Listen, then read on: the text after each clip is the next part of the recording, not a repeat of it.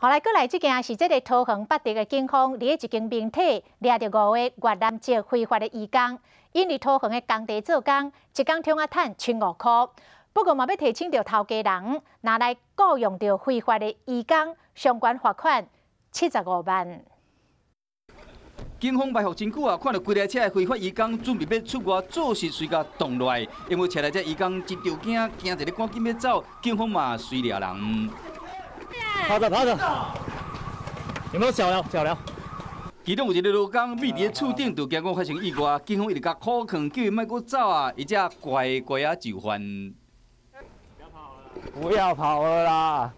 桃北地警方接到线报，经过埋伏几啊天了，追查发现讲，这3男2女总共5个非法移工，分别为104年到109年间逃走的，主要是伫桃园工地上班，一工领差不多1500块的薪水。不过警方提醒讲，若是请非法的移工上悬，将面临75万的罚款。所以讲提醒头家一定要确实检查伊居留证、甲工作许可的正本，并且核对伊的证件，问个详细，安尼才袂好人罚钱。